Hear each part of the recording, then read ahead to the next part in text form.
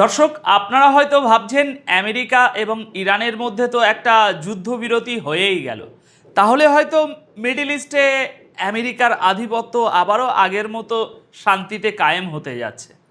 কিন্তু না, আসল খেলাটা তো সবে শুরু হলো। আজকের ভিডিওতে আপনারা দেখতে চলেছেন কিভাবে ইরান একদম শেষ মুহূর্তে এমন এক শর্ত জুড়ে দিয়েছে যা শুনে পুরো পশ্চিমা বিশ্বের ঘুম উড়ে গেছে।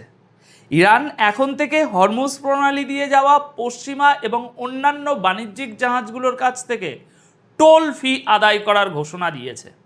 এর পাশাপাশি আমরা বিশ্লেষণ করব কিভাবে আমেরিকার ভাইস প্রেসিডেন্ট জেডি ভ্যান্স এবং প্রেসিডেন্ট ডোনাল্ড ট্রাম্প এই নতুন সমীকরণের সামনে রীতিমতো ধাক্কা খাচ্ছেন, এবং একদিকে ট্রাম্প যখন বলছেন জাহাজ চলাচল শুরু হয়েছে, ঠিক তখনই আমেরিকান মিলিটারি কিভাবে গোপনে ইরানের বন্দরগুলো এখনও অবরুদ্ধ করে রেখেছে।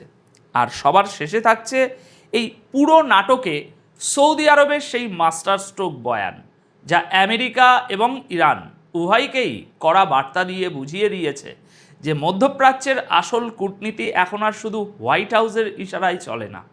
চলুন শুরু করা যাক আজকের এই বিশেষ প্রতিবেদন।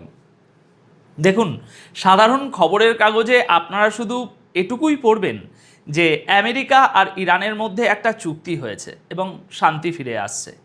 কিন্তু একজন জিওপলিটিক্যাল অ্যানালিসিস্ট হিসাবে আমি আপনাদের বলতে চাই, পর্দার আড়ালে আসল কূটনীতিটা মোটেও এত সহজ নয়।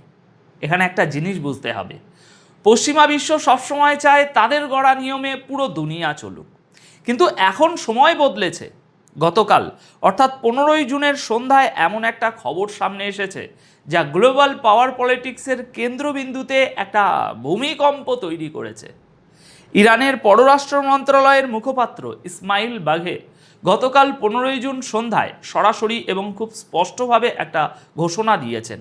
যখন তাকে প্রশ্ন করা হয় যে হরমুজ প্রণালী দিয়ে যাওয়া জাহাজের কাছ থেকে কি কোনো ফি নেওয়া হবে, তিনি কোনো রকম রাগঢাক না করেই বলেছেন, হ্যাঁ, ফি তো দিতেই হবে। তিনি আরও পরিষ্কার করে বলেছেন যে হরমুজ প্রণালী ইরানের জাতীয় নিরাপত্তার জন্য অত্যন্ত গুরুত্বপূর্ণ একটা জায়গা। আন্তর্জাতিক আইনের আওতায় এই সামুদ্রিক রাস্তার নিরাপত্তার জন্য ইরান এবং ওমান যৌথভাবে কিছু নতুন ব্যবস্থা গ্রহণ করেছে। এর মধ্যে রয়েছে সামুদ্রিক রাস্তার সার্বক্ষণিক নজরদারি, পরিবেশ রক্ষা এবং অন্যান্য জরুরি লজিস্টিক সাপোর্ট।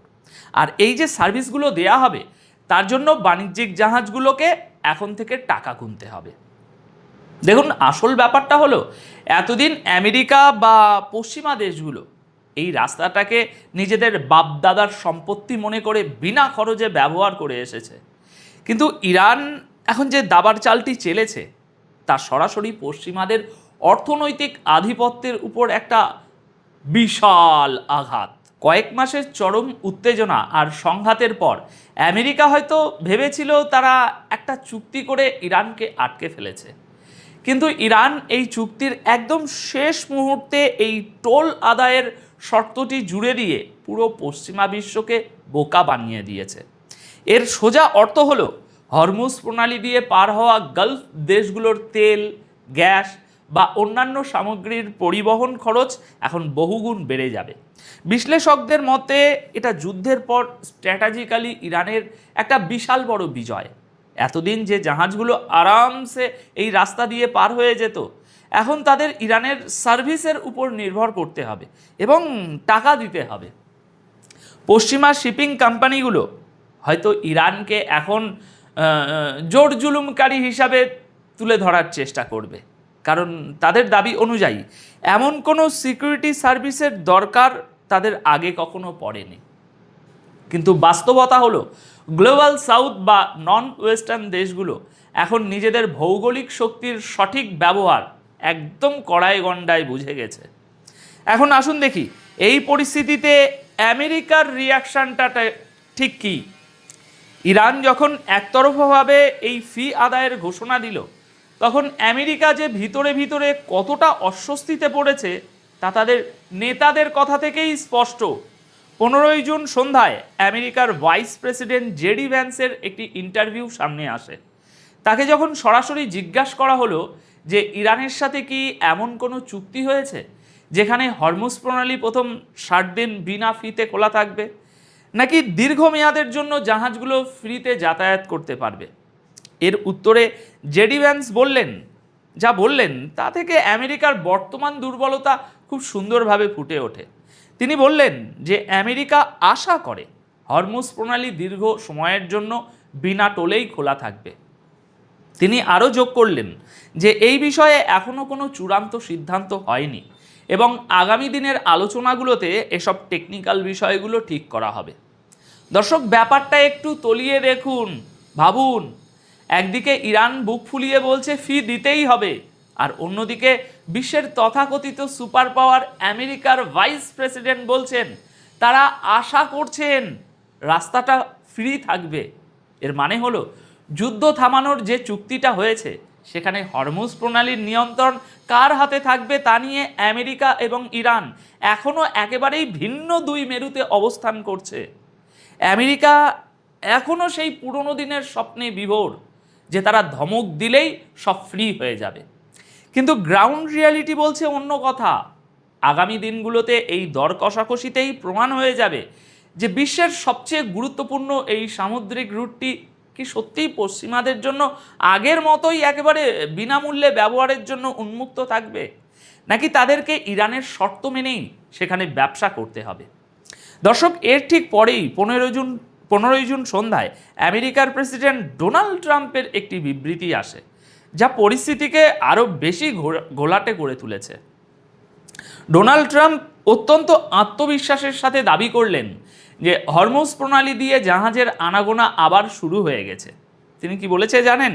তিনি বললেন তেল ভর্তি অনেক জাহাজ নাকি ওই রাস্তা দিয়ে বের হতে শুরু করেছে এবং ওমানের দিকের রুটটি পুরোপুরি সুরক্ষিত। কিন্তু ট্রাম্পের এই কথার আড়ালে যে আরেকটা বিশাল বড় গেম প্ল্যান চলছে সেটা ফাঁস করে দিয়েছে রয়টার্সের গতকালকের একটি রিপোর্ট। রয়টার্সের খবর অনুযায়ী আমেরিকান মিলিটারির তরফ থেকে ইস্যু করা একটি অ্যাডভাইজারিতে পরিষ্কার বলা হয়েছে যে ইরানের বন্দরগুলোর উপর আমেরিকান নৌবাহিনীর যে নৌ অবরোধ ছিল এতদিন তা এখনও পুরোপুরি বহাল আছে এবং সবচেয়ে গুরুত্বপূর্ণ তথ্যটি হলো এই অবরোধ আগামী শুক্রবার অর্থাৎ 19 জুন 2026 তারিখ পর্যন্ত জারি থাকবে, কারণ এই 19 জুন তারিখে আমেরিকা এবং ইরানের মধ্যে চূড়ান্ত চুক্তিতে স্বাক্ষর হওয়ার কথা রয়েছে। এখন আমেরিকান মিলিটারি খুব কড়া ভাষায় হরমুজ দিয়ে যাওয়া জাহাজগুলোকে নির্দেশ দিয়ে রেখেছে এখনও যে যতক্ষণ না পর্যন্ত পরিষ্কার অনুমতি মিলছে ততক্ষণ যেন কোনো জাহাজ ইরানের বন্দরগুলোর দিকে যাওয়ার বা সেখান থেকে বের হওয়ার চেষ্টা না করে। অর্থাৎ দর্শক, এখানে আমেরিকার দ্বিমুখী নীতিটা খুব পরিষ্কার। কেন?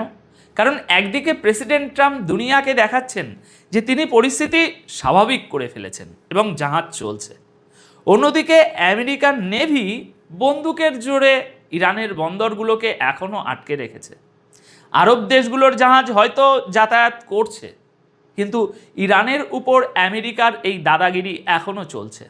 শুধু তাই নয়, সামুদ্রিক নিরাপত্তার সাথে জড়িত বিশেষজ্ঞরা জানাচ্ছেন যে হরমুজ প্রণালীকে আগের অবস্থায় ফিরিয়ে আনতে এখনও কয়েক সপ্তাহ সময় লাগবে। কেন? কারণ সমুদ্রে যে মাইন বা ওই বিস্ফোরক বিছানো হয়েছিল সেগুলো পরিষ্কার করতেই 40 থেকে 50 দিন সময় লেগে যেতে পারে। আর এই কারণেই বড় বড় শিপিং কোম্পানি এবং ইন্স্যুরেন্স কোম্পানিগুলো এখনও তাদের জাহাজ এই রুটে পাঠাতে ভয় পাচ্ছে, প্রচণ্ড ভয় পাচ্ছে। ইন্টারন্যাশনাল চেম্বার অফ শিপিংয়ের তথ্য অনুযায়ী এই মুহূর্তে প্রায় 500টি বাণিজ্যিক জাহাজ হরমুজ পার হওয়ার অপেক্ষায় সাগরে একেবারে নোঙর ফেলে দাঁড়িয়ে আছে এবং প্রায় 20,000 সামুদ্রিক কর্মী বিভিন্ন জাহাজে আটকে আছেন। অর্থাৎ কাগজে কলমে হয়তো যুদ্ধ থামার একটা আওয়াজ পাওয়া যাচ্ছে, কিন্তু বাস্তবে আগামী শুক্রবার 19 জুন চূড়ান্ত স্বাক্ষর না হওয়া পর্যন্ত এই স্নায়ুযুদ্ধ থামার কোনো লক্ষণ নেই। আচ্ছা, এবার আসা যাক এই পুরো এপিসোডে আরব বিশ্বের ভূমিকায়, বিশেষ করে সৌদি আরবের অবস্থানে। আমেরিকা ও ইরানের এই চুক্তির পর সৌদি আরব যে বিবৃতি দিয়েছে তার ভিতরে লুকিয়ে আছে জিওপলিটিক্সের আরেকটা বড় মাস্টার ক্লাস। সৌদি আরবের পররাষ্ট্র মন্ত্রণালয় এই 60 দিনের যুদ্ধবিরতি এবং শান্তি আলোচনার উদ্যোগকে স্বাগত জানিয়েছে, ঠিকই গতকাল জানিয়েছিলাম, কিন্তু এর সাথে তারা এমন কিছু কথা বলেছে যা পশ্চিমাদের জন্য একটা প্রচ্ছন্ন সতর্ক বার্তা। সৌদি আরব তাদের বিবৃতিতে পরিষ্কার করে বলেছে যে এই চুক্তিকে যদি দীর্ঘমেয়াদে টিকিয়ে রাখতে হয় তবে পুরো মধ্যপ্রাচ্য অঞ্চলের নিরাপত্তার দিকটা সবার আগে খেয়াল রাখতে হবে।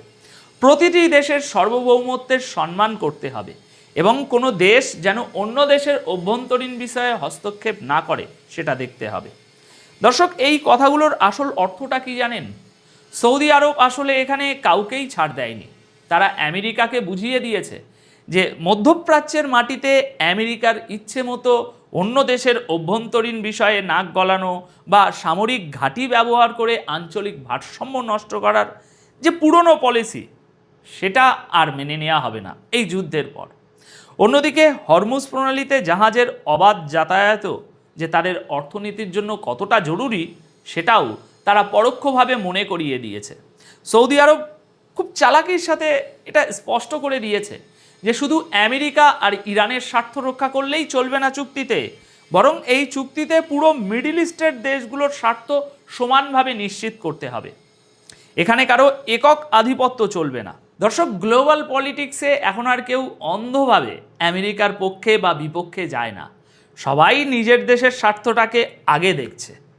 আজকের এই পুরো বিশ্লেষণ থেকে একটা বিষয় একদম জলের মতো পরিষ্কার, যে পশ্চিমা বিশ্ব এতদিন মিডল ইস্টকে যেভাবে নিয়ন্ত্রণ করে আসছিল সেই দিন শেষ হয়ে আসছে না, হয়ে গেছে।